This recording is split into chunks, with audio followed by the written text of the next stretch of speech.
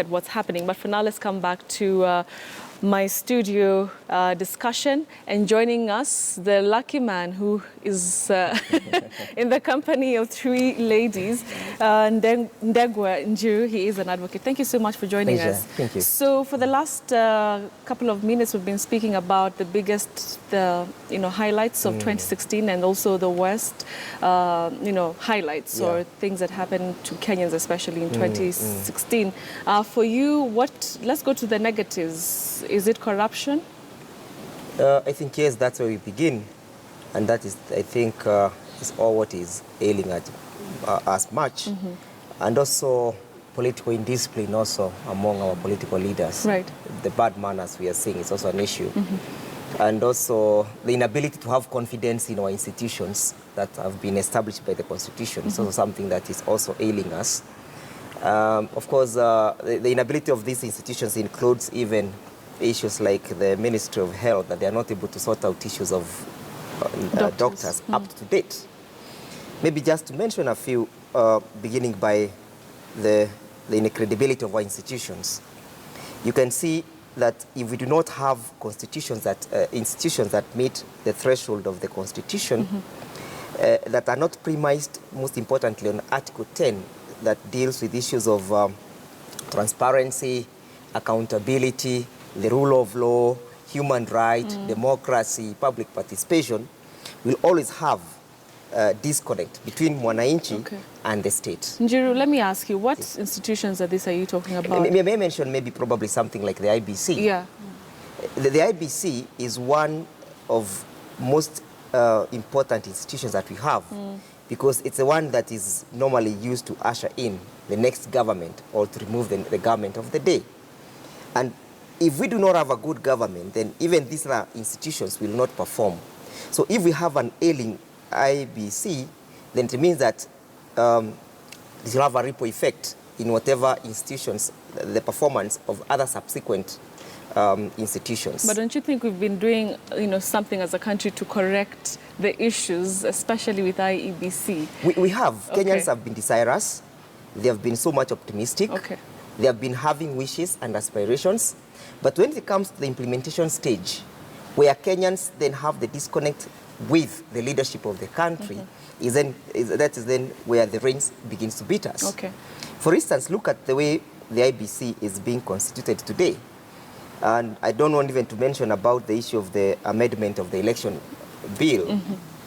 So the inability for people to believe that IBC can conduct a credible, transparent elections that have integrity is what has brought all these stalemates that we have today. All right. Roselyn, I'd like to hear your thoughts about IEBC. I mean, you've been in the newsroom, it's one of the biggest stories this year, straight from the protests every Monday to where we are right now. With just a few months of the elections, Kenyans seem to still not be even anything close to have confidence in this institution, like Njiru is talking about. I agree with him, and I think the state has also failed in this, because if you look at the Kriegler report, he said that if we have to do any changes to the commission, it was supposed to be 22 months to the elections.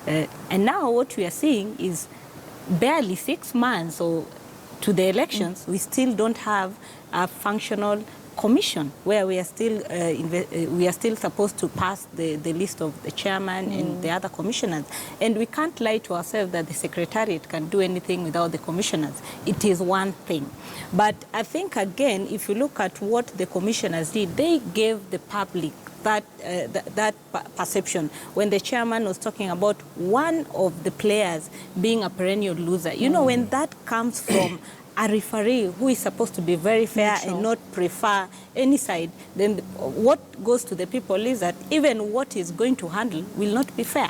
So I think it also started with the commissioners and some of the sentiments that they put across. So even those people who are in those independent institutions and the other commissions, you'll also understand that they exercise that on behalf of Kenyans. So when they are there, they should not forget that and now be servants of the executive or the government. They are supposed to serve the people. So now the quagmire that we are in now is because of the people who are in those offices. If we had people who are very credible, I don't think anybody will even be questioning why they should be there. Okay. And if also they had the good feel of Kenyans in their heart and they knew that their term was going to end in November, which if we have a rerun they were not going to handle, then they should have just taken the easiest part to just resign before that and let us have new commissioners in office before this time. All right, Bessie, this quagmire that Roselyn is talking about, you know, from your perspective, what impact would it have, you know, once we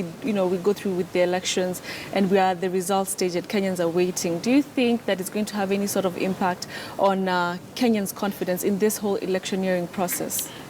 Okay, there's a perspective that we have not discussed in this, and the fact that Isaac Hassan, you know, made that comment about a perennial loser, is in response to the political attacks that he was receiving. One of the things that Kenyans keep on, they see it, but they don't see it, is the fact that the political leadership, the elites, have taken to personally attacking commissioners. And so instead of having an institution, as he's mentioned, that should be credible and strengthened as an institution so that it doesn't matter who's there. Yeah, we have a situation where the institution is being strengthened, but the individuals put in service are attacked personally, politically, and they're not politicians. So they don't, you know, they have no recourse. They don't have a political party behind them. Even the government, you'll see members of the Jubilee Party, you know, taking pot shots once in a while. So they are basically put in a situation where they have no recourse. For them to then to be hounded out of office in the manner that it occurred was completely unconstitutional, let's be very honest. And it's through, you know, a lot of deliberations that we've got to the point where they've agreed to get out of office without a constitutional reason. They've agreed to leave. So now we have pegged all the problems of our election systems on individuals. Previously to Samuel Kivuitu, now it's Isaac Hassan. The next commissioner will have the same problem, and I'm telling you, he's going to have that problem in 6 months. No matter how much people praise a person right now, you'll have that problem in 6 months because the political leadership, you know, keeps on hijacking the process. And that's where the Kenyans come in. Kenyans can actually tell and stand up to the political leadership and say, you know what, you keep on hijacking. You keep on hijacking and attacking. this. All right. So the other thing, Njiru, you mentioned is a very emotional issue right now for Kenyans, and it's corruption. Yes, yes. You know, and the last time when we had the accountability summit in State House, very many Kenyans were taken aback that, you know, there was this blame game. You know, the judiciary is blaming the DPP. There was a lot of blame game, and as Kenyans, you're just left to wonder who has our interests. Yeah, that's the biggest question we're asking. But just before I go to that issue of corruption, may I just add up what Betty has said in respect to IBC. I think time is ripe for us to probably have very serious chaos in 2017. Because hopefully not. Hopefully not. We are all hopeful. But as it is now, the facts speak for themselves. Why? Because if you look at the way the IBC is being constituted, they hardly have 6 months to prepare for the elections. You know, government has what the policy of the institutional memory, that you do not wipe everybody in that particular institution. You leave some guys behind who have some institutional memory, who are going to help and usher in the new team into the developments of that particular institution. But now we have the whole commission going out and new commission coming in. When the new commission comes in, probably sometimes in February, if not March, they'll be expected to operationalize the process of preparing for the elections. The question is anybody, either the chairman or the commissioners, coming up or coming in with experience of how elections have been run previously? Shall we require to probably do capacity building on them? If that shall be a necessity for them to be able to operationalize a credible elections, when shall we do it? So we actually running against time. And it is this rush that will make us not probably have a compromised election. Because we are trying to do everything in a haste.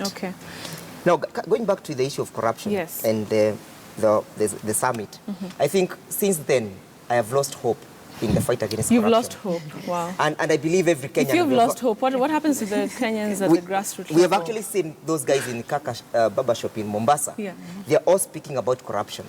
And why did the Kenyans lose hope? They lost hope because Kenyans voted for the presidency, and that is President Uhuru Kenyatta. They think that this is the father of Kenya. He must give hope and he must inspire the Kenyans. But all what we saw from that summit was a person who was saying that I am not able to deliver. The corruption has actually beaten me up. I am not able to do anything about corruptions. You Kenyans, you're on your own. Then he even went further to discredit the institutions that we're talking about, the Auditor General. The Auditor General says, I want to go and investigate the Federal Bank about the issues of the Eurobank. What the good thing the president and the best gift he can give to Auditor General, instead of encouraging him, telling him, go and tell us what happened, he castigates him. He dresses him down. He mocks him. He's not able to, he doesn't even encourage him that he should go and expound and expose these things. So we are basically, the rains is beating us and they'll continue beating us because there is no political goodwill. The other thing is, when we speak about corruption in Kenya, it always mitigates and levitates the issues of which side are you. If the corruption is touching Jubilee group, it's not corruption. A good example is the issue of the Afia House, the 5 billion. It was said that some of the first family, the president family, was involved in that scam. What did the politicians from Mount Kenya region do? They said that even the president family can do business with government. We agree, every Kenyan can do business with government. But why have you done a business with government that has stolen from Kenyans? Okay. You know, those are the fundamental questions that we might want to ask. Right. And look at also the issues of code. If corruption is touching on code, don't speak. They say hear no evil, speak no evil, and think no evil. So then what's going to happen, Roselyn? I mean, going to the new year, we still talk about corruption. It's been how many years? Like so many. And every year, every other month, there's a new scandal. So should we just, accept that it's a nil that will never go away and just move on with our lives, hustle as a Kenyan, and just hope that, you're able to feed your children? Or should we really continue to fight this thing called corruption in our small ways? Betty, just to hold on the issue of corruption, even with IBC, we've had issues of procurement of EVD. It's everywhere, basically. DVRs, yeah, it is everywhere. And I think it is high time we stop looking at individuals and look at institutions and look at what are the systems that we put in place. But institutions are blaming each other. Look, for example, I was in the US. Remember when one of the candidates now, the president-elect, talked about voter fraud and the planned rigging of elections. When we talked to the voters themselves, they were saying, we believe in our systems. We cannot have it. If we found an issue where somebody voted twice, that is a mistake, because this is somebody who had moved from one state to the other, and maybe the voter register had not been clean. Here is a case where even the green book, we don't know which one is the official green book that we have. Yes. You go to other places, you know that if I need an official voter register, we'll get one. So if maybe there are people who have died, or there are people who have been registered twice or thrice, you should be able to audit the register and get that. But here is a case where the individuals who are trusted in these institutions also take sides, to the extent that if I talk to the chairman and the accusation is from CORD, I can virtually know his response, what he will say. If the accusation is from the Jubilee side, I know what the officials will say. And this is what is now putting the public in confusion mood, because we don't know exactly what will happen. Now, when it comes to corruption, if you look at the Constitution, we have so many institutions that are independent by law, that are supposed to work without the executive or any other arms influencing.